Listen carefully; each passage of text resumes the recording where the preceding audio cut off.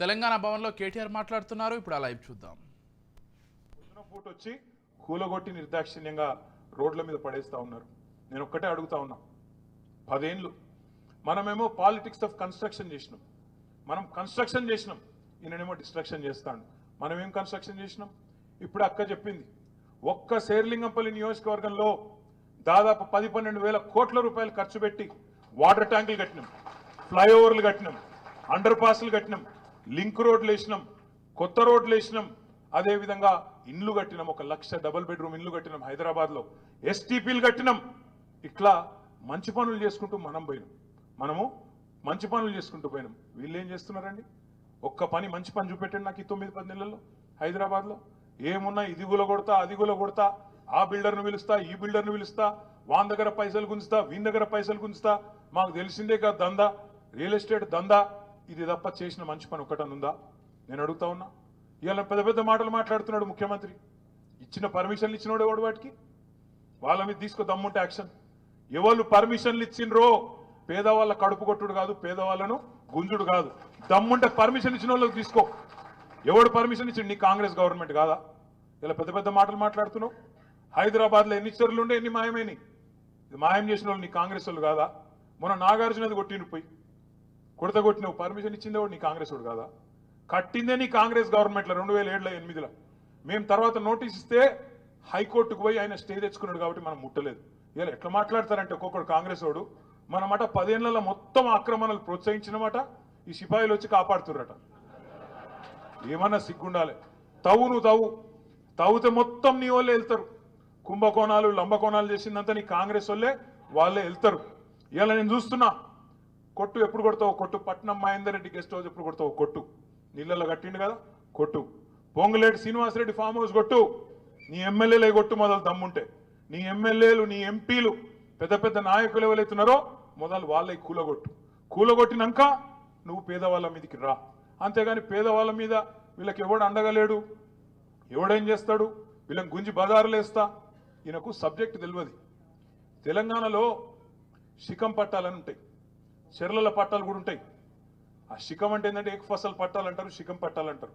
మేము కూడా చాలా చూసినాం గతంలో. నేను మంత్రిగా 8 ఏళ్ళు ఉన్న మున్సిపల్ మినిస్టర్గా ఈ ఎస్ఎన్డిపి చేసేటప్పుడు, ఇతర కార్యక్రమాలు చేసేటప్పుడు కొన్ని నాలాల మీద, ఇప్పుడు మురికి కాలువల మీద ఎవడు కట్టుకుంటాడండి ఇల్లు?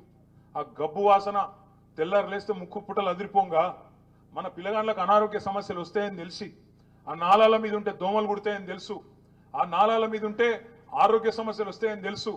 ఆయన ఎవడు కడతాడు అక్కడ ఇల్లు? దిక్కు లేకపోతే యాడికెళ్ళో బతుకు తెరువు కోసం వచ్చినాడు 2 రేకులు వేసుకొని ఆడ బతికే ప్రయత్నం చేస్తాడు. కావాల్సుకొని హైదరాబాద్ నాగం చేయాలని చేస్తారు. ఆ పని చెయ్యరు ఎవరు. పేదవాళ్ళు దిక్కులేక కట్టుకుంటే ఆడికి వచ్చి కట్టుకుంటారు. వాళ్ళకి ఏం చేయాలి గవర్నమెంట్ అంటే? మానవత్వం ఉన్న గవర్నమెంట్ అంటే ఏం చేయాలి? నోటీస్ ఇవ్వాలి, చెప్పాలి. తప్పు జరిగింది, గతంలో జరిగిండొచ్చు, మా వాళ్ళకు మీరు నల్ల బిల్లు కడుతుండొచ్చు, కరెంటు కనెక్షన్ ఉండొచ్చు, ప్రాపర్టీ ట్యాక్స్ గర్పట్టి కడుతుండొచ్చు, కానీ తప్పు ఉన్నది కాబట్టి నీకు వేరే ఇల్లు ఇస్తా అని చెప్పి వేరే ఇంటికి తరలించి ఆడికెళ్ళి వాళ్ళని ఒప్పించి మెప్పించి తీయాలి. నువ్వేం చేస్తున్నావు? నీకేమైనా నీతి రీతి ఉన్నదా? మేము 1 లక్ష డబుల్ బెడ్రూమ్ ఇల్లు కట్టి అక్క వాళ్ళు మేమందరం కూర్చొని, ఎమ్మెల్యేలు అందరం కూర్చొని 60,000 ఇండ్లు ప్రజలకు ఇచ్చినాం. ఇంకా 40,000 ఇండ్లు అక్కడనే ముఖ్యమంత్రి కింద పెట్టుకొని ఉన్నాడు. ఇప్పుడు ముఖ్యమంత్రి నీకు చిత్తశుద్ధి ఉంటే హైదరాబాద్లో ఎక్కడెక్కడనైతే హైడ్రా వల్ల ఇవాళ రోడ్డు మీద పడ్డ పేదలు ఉన్నారో వాళ్ళకి 40,000 ఇండ్లు వెంటనే కేటాయించాలని చెప్పి నేను డిమాండ్ చేస్తా ఉన్నాను. మేము కట్టిన ఇండ్లు బంగారుపాలెంలో పెట్టి నీకు అప్పచెప్పినాం. 40,000 ఇండ్లు ఇవాళ తయారున్నాయి. నీకు చిత్తశుద్ధి ఉంటే ఈ పేదవాళ్లకు ఆ ఇండ్లు మొదలు అది మూసిలో కావచ్చు, ఇంకొకడ కావచ్చు, ఆ పేదవాళ్ళకు కేటాయించు. వాళ్ళకు చట్టం ఫాలోగా. హైడ్రాకు చట్టం లేదు. మరి హైడ్రాకు చట్టం లేకపోతే చుట్టాలనేది ఇష్టపెడుతుంది హైడ్రా? అనుముల తిరుపతి రెడ్డికి ఒక నీతి, అనుముల ఇంకా మిగతా బ్రదర్స్కి ఒక నీతి, మిగతా పేదవాళ్ళకు ఒక నీతి ఉంటుందా? ఇదేనా పద్ధతి? అందరికి ఒకటే ఉండాలి కదా చట్టం అంటే. కొంతమందికి చుట్టం ఎట్లయితే చట్టం. అందుకే నేను అడుగుతా ఉన్నా, హైడ్రా బాధితుల విషయంలో కూడా తప్పకుండా బీఆర్ఎస్ పార్టీ మా నగర శాసనసభ్యులతో ఒక సమావేశం పెట్టుకుంటాం. ఏ రకమైన నీతి అవలంబించాలి, ఏ రకంగా పేదవాళ్ళకు అండగా ఉండాలనే దాని మీద పెద్దలు కేసీఆర్ గారి డైరెక్షన్ కూడా తీసుకొని మీకు అండగా నిలబడే ప్రయత్నం సంపూర్ణంగా చేస్తామనే మాట కూడా హైదరాబాద్లోని పేదలందరికీ నేను విజ్ఞప్తి చేస్తా ఉన్నా. శాతనైతే ముఖ్యమంత్రి గారు మాకంటే ఎక్కువ పని చేయి, హైదరాబాద్లో మాకంటే ఎక్కువ ఫ్లైఓవర్లు కట్టు, మాకంటే ఎక్కువ మెట్రో కట్టు, మేము 69 కిలోమీటర్లు కట్టినాం, నీకు చేతనైతే ఒక 150 కిలోమీటర్లు కట్టి చూపెట్టు. చేతనైతే మేము 1,00,000 డబుల్ బెడ్రూమ్ ఇల్లు కట్టినాం, నువ్వు 4 లక్షలు కట్టు, మేము వద్దంటలేం. మంచి పని చేయి, కానీ ఈ రకంగా విధ్వంసం చేసి ప్రజలను బెదిరిస్తా, నాకు ఓటేయలేదు కాబట్టి పగబడతా అంటే మాత్రం కుదరదు. బీఆర్ఎస్ పార్టీ చూసుకుంటూ ఊరుకోదు. మనం ఎన్ని పనులు చేసినామో ప్రజల ముందున్నాయి కాబట్టే మనం వాళ్ళకి గెలిచొచ్చినాం. ఆయన అంటాడు కేసీఆర్ ఆనవాళ్ళు దుడిచేస్తా అంటాడు. చూడండి, చుట్టూ చూడండి, హైదరాబాద్లో ఎక్కడైనా సరే ఒక సెక్రటేరియట్ పోతే కేసీఆర్ గుర్తొస్తాడు గణేష్ నిమజ్జనం రోజు. అక్కడ అమరజ్యోతి చూస్తే కేసీఆర్ గుర్తొస్తాడు. పక్కకు పోయి డాక్టర్ బాబాసాహెబ్ అంబేద్కర్ 125 అడుగుల విగ్రహం చూస్తే కేసీఆర్ గుర్తొస్తాడు. పక్కన పోలీస్ కమాండ్ కంట్రోల్ సెంటర్కు పోతే కేసీఆర్ గుర్తొస్తాడు. హైదరాబాద్ లో కట్టిన 36 ఫ్లైఓవర్లు, మీ దుర్గం చెరువు కేబుల్ బ్రిడ్జ్ తో సహా ఎక్కడికి పోయినా కేసీఆర్ గుర్తురాని సందర్భం ఉండదు అనే మాటను ముఖ్యమంత్రి చెప్తున్నా. కేసీఆర్ ఆనవాళ్ళు లేకుండా చేయాలంటే, కేసీఆర్ ఆనవాళ్ళు లేకుండా చేయాలంటే బాబు చిట్టినాయుడు, కేసీఆర్ ఆనవాళ్ళు లేకుండా చేయాలంటే తెలంగాణ లేనినాడే కేసీఆర్ అనేట ఆయన మర్చిపోతారు. తెలంగాణ ఉన్నంత కాలం చిట్టినాయుడు గారు ఎంత ప్రయత్నం చేసినా కేసీఆర్ గారిని మరిపించే సత్తా మాత్రం ఉండదు. నేను చిట్టినాయుడు కథ ఎందుకు చెప్తున్నా అంటే, నాకు ఎవరో కాదు మీ ఎమ్మెల్యేనే చెప్పిండు రోజు. ఒక కథ చెప్తా మీకు. ఒకరోజు ఆదిలాబాద్కి సంబంధించి ఒక మన నాయకురాలు, ఒక సీనియర్ నాయకురాలు, నాకు ఒక 4-5 నెలల కింద నా దగ్గరకు వచ్చింది. ఆమె వచ్చి, అన్న జర మీరు అర్జెంటుగా షేర్లింగంపల్లి ఎమ్మెల్యేకి ఒక ఫోన్ చేయాలి అన్నది. ఎందుకమ్మా అన్న, మావాడు అయ్యప్ప సొసైటీలో ఒక బిల్డింగ్ కడుతున్నానా, ఆడ ఈ జిహెచ్ఎంసీలో చాపుతురట, ఎమ్మెల్యే చెప్తే ఇంటారట, జర ఒక ఫోన్ చేయన్నా అని వచ్చింది. నేను ఫోన్ చేసిన, అప్పుడు ఎమ్మెల్యే మన పార్టీలోనే ఉండే. ఫోన్ చేస్తే ఆయన ఏం చెప్పిండు ఎరికైనా, సార్ జిహెచ్ఎంసీలు కాదు, పాడు కాదు, అదంతా ఇక్కడ తిరుపతి రెడ్డి ట్యాక్స్ నడుస్తుంది సార్ అయ్యప్ప సొసైటీలో. ఒక్కొక్క స్లాబ్కు అక్కడ 500 గజాల లోపల అయితే 10 లక్షలు ఇవ్వాలి, 500 గజాల పైన 1000 గజాల లోపల ఉంటేనేమో 18 లక్షలు ఇవ్వాలి సార్. ఇది తిరుపతి రెడ్డి ట్యాక్స్. జిహెచ్ఎంసీ వాళ్ళు స్వయంగా చెప్తున్నారు, అక్కడ ఎవరన్నా పోతే తిరుపతి రెడ్డి కాడికి ఓన్రి, ఆడికి వెళ్ళి ఫోన్ వస్తే మేము ఊకుంటాము, లేకపోతే కూలగొడతామని చెప్తున్నారు సార్. ఇది మీ ఎమ్మెల్యేనే చెప్పింది, నాకు ఎవడో కాదు. చెప్తే నిజమా అని నేనన్నా. అవును సార్, నిజం సార్, మాదాపూర్లో ఆఫీస్ ఉన్నది, ఆయన్నే నడిపిస్తున్నాడు, మీకు కావాలంటే మాదాపూర్ ఆఫీస్ కాడికి, తిరుపతి రెడ్డి ఆఫీస్ కాడికి పోతే రోజుకో 200 మంది కనబడతారు సార్ అన్నాడు. నేను అడిగిన, వాడు ఏమైనా ఎమ్మెల్యేనా, ఎంపీ, మంత్రి, వానింటికాడ ఎందుకుంటారా అని నేనన్నా. ఇక అట్లా నడుస్తుంది సార్, ఏం చేయాలి, మొత్తం చిట్టినాయుడు వాళ్ళ 7 అన్నదమ్ములదే రాజ్యం నడుస్తుంది మొత్తం అని మీ ఎమ్మెల్యేనే చెప్పిండు. అనగనగా ఓ చిట్టినాయుడు గారు, ఆ చిట్టినాయుడు గారికి 7 అన్నదమ్ములు, ఇక తలా దిక్కు అంచుకున్నారు. ఇప్పుడు తిరుపతి రెడ్డి అయ్యప్ప సొసైటీ మీద పడ్డాడు, కొండల రెడ్డి గుట్టల కొండల మీద పడ్డాడు, జగదీష్ రెడ్డికి సడన్ గా 1000 కోట్లు వచ్చినాయి, ఆయన 1000 కోట్ల పెట్టుబడి పెడతారట తెలంగాణలో. ఇంకో బామ్మర్దికి 1337 కోట్ల కాంట్రాక్ట్ నిన్న ముఖ్యమంత్రి గారు ఆయన డిపార్ట్మెంట్లోనే ఇచ్చిండు. ఇక మొత్తం ఎక్కడికక్కడ స్వైర విహారం చేస్తా ఉన్నారు. ఇక్కడికి వచ్చిన మా అన్నదమ్ములు నేను అడుగుతా ఉన్నా, రంగారెడ్డి జిల్లా బిడ్డలు కానీ, మేడ్చల్ బిడ్డలు కానీ నేను అడుగుతా ఉన్నా, ఇలా హైదరాబాద్లో రియల్ ఎస్టేట్ ఎట్లుంది, డమాల్ అయిందా? తెలుసు రంగారెడ్డి జిల్లా వాళ్ళకి, మేడ్చల్ జిల్లా వాళ్ళకి, హైదరాబాద్ చుట్టూనే జిల్లాల వాళ్ళకి తెలుసు.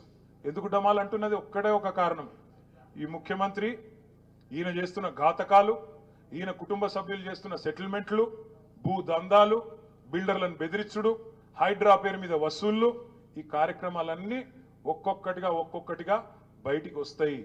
ముఖ్యమంత్రి గారు ఏం సంబరపడుతున్నట్టే, నాకు ఒక బుగ్గకారు దొరికింది, పైన రాహుల్ గాంధీ పిలుస్తున్నాడు, ఇప్పటికి 22 సార్లు వేయొచ్చిండండి ఢిల్లీకి. ఈయన చేసిన అతి గొప్ప పని ఏంటంటే 9-10 నెలల్లో 22 సార్లు ఎక్కే విమానం, దిగే విమానం, చేసింది మాత్రమేం లేదు. గట్లున్నది కథ. ఒక్క కొత్త పథకం లేదు, పెన్షన్ పెంచింది లేదు. పక్క రాష్ట్రంలో చంద్రబాబు నాయుడు గారు మొన్ననే ముఖ్యమంత్రి అయిండు. ముఖ్యమంత్రి అయిన వారం రోజుల లోపలనే చంద్రబాబు నాయుడు పెన్షన్లు పెంచిండు. మరి ఈయనకు 10 నెలలు అయింది, నీకెందుకో పెంచేస్తలేదు, నీకెందుకో ఇచ్చిన మాట యాదికి లేదు. 100 రోజుల్లో చేస్తా అన్నాడా లేదా?